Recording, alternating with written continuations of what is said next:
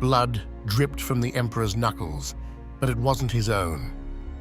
In the torchlit bowels of the Colosseum, Commodus, son of the philosopher King Marcus Aurelius, heir to the Pax Romana and self-proclaimed reincarnation of Hercules, smiled as he drove his fist into the face of a gladiator during his pre-fight warm-up.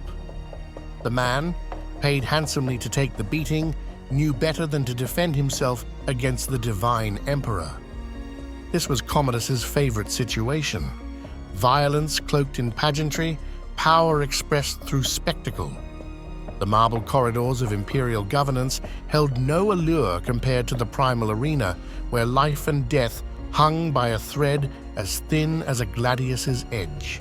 Here, among the sweat and iron and blood, he could forget the crushing weight of his father's legacy and the whispers that followed him, like shadows through the palace halls. Born to purple in 161 CE, Commodus entered the world as the first son in generations to inherit the Roman throne from his biological father. The omens at his birth spoke of twins, a good sign, the soothsayers claimed, yet they failed to mention that one twin would be glory and the other madness, forever wrestling in his soul like serpents in a pit. His mother, Faustina the Younger, was said to have dreamed of serpents while carrying him, a prophecy that would prove all too accurate. Marcus Aurelius, last of the 5 good emperors, had groomed his son meticulously for rule. Philosophy tutors droned endlessly about Stoic principles, military advisors lectured on strategy, and political mentors attempted to instill the subtle arts of statecraft. But young Commodus's mind wandered to bloodier pursuits. While his father wrote meditations on virtue and duty on the frozen Danube frontier, the boy prince practiced throwing spears and dreamed of the arena's roar. The shadow of Marcus Aurelius loomed large, too large for any heir to escape. How does one follow perfection? How does a son step from behind the towering statue of his father? For Commodus, the answer lay not in emulation, but in transformation. If he could not be the philosopher king, he would become something greater, a living god. Even as a youth, he showed signs of the grandiose self-image that would later define his reign, demanding that his playmates bow before him and punishing those who failed to show proper deference. This divine metamorphosis accelerated after Marcus Aurelius's death in 180 CE.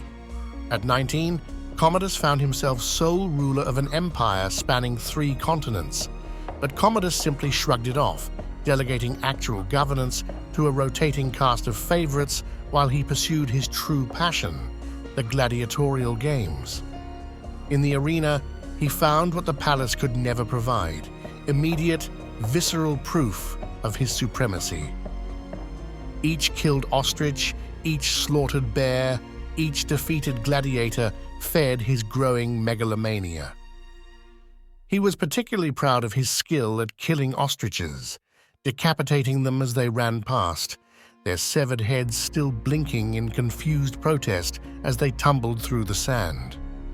His psychological descent tracked in the increasingly grandiose titles he claimed. No longer content to be merely emperor, he styled himself the new Romulus, the reincarnation of Hercules, the god among men. He began appearing in public dressed as Hercules, wearing a lion-skin cape and carrying a club, demanding that senators address him as if he were truly divine. Behind the divine facade, paranoia festered like an untreated wound. Every shadow held an assassin, every whispered conversation a conspiracy. He was not entirely wrong. The senatorial class, keeper of Roman traditions, watched in growing alarm as their emperor-turned-gladiator made a mockery of their ancient institutions. Plots sprouted like poisonous mushrooms in the palace's dark corners. His older sister Lucilla's failed assassination attempt in 182 CE only fed his paranoid tendencies, leading to her execution and a subsequent purge of the nobility. Commodus responded to these real and imagined threats with savage cruelty. Execution orders flew from his stylus like startled birds. Family members, senior officials, anyone who drew his suspicious gaze found themselves facing the sword or the garrote. The more blood he spilled, the more enemies he created, feeding an endless cycle of paranoia and purges. His preferred method of execution became increasingly theatrical. He once ordered an obese man cut open to observe how his fat would spill out. Yet in his lucid moments, a different Commodus emerged, one who could be generous, even charming. He distributed lavish gifts to the common people and staged spectacular games. He particularly delighted in shocking the aristocracy by mingling with common gladiators and charioteers, sharing their wine and their crude jokes. Before long, his reign began spiraling into even more bizarre excesses. He fought against crippled citizens in the arena, claiming each victory as a triumph worthy of a god.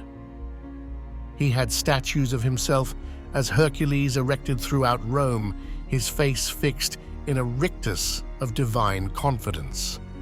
The treasury hemorrhaged money to fund his spectacles, while the empire's borders weakened and its institutions decayed. In one particularly grotesque display, he gathered all the citizens of Rome who had lost limbs or were born with disabilities, had them tied together to resemble dragons, and then clubbed them to death while pretending to be Hercules slaying monsters. The end, when it came, arrived not with the grandeur of myth, but with the sordid efficiency of a palace conspiracy. On December 31st, 192 CE, his mistress Marcia poisoned his wine. The self-proclaimed god died as all men do, naked, wet, and mortal. His last words, according to some accounts, were not a grand declaration, but a pathetic plea. "Why do you do this?" The Senate, freed from its divine tormentor, declared him a public enemy and ordered his statues torn down. They tried to erase him from history, but Commodus had left too deep a mark. His 13-year reign marked the end of the Pax Romana and the beginning of the empire's long decline. In the end, Commodus's true legacy was not in his claims to divinity or his gladiatorial prowess, but in what his reign revealed about power's capacity to corrupt and absolute power's ability to drive men mad. He stands as a warning that even in the most civilized of societies, barbarism lurks just beneath the surface, waiting for someone to give it permission to emerge. His reign marked not just the end of an era, but the death of an idea that wisdom and power could coexist on the throne. Centuries later, in the chambers where emperors once plotted and ruled, tourist guides still tell his story. They point to the fragments of his statues, the traces of his reign, and in the Colosseum's underground chambers, where torchlight once flickered on imperial blood. Modern visitors sometimes swear they can hear the echo of ancient crowds, chanting a mad emperor's name.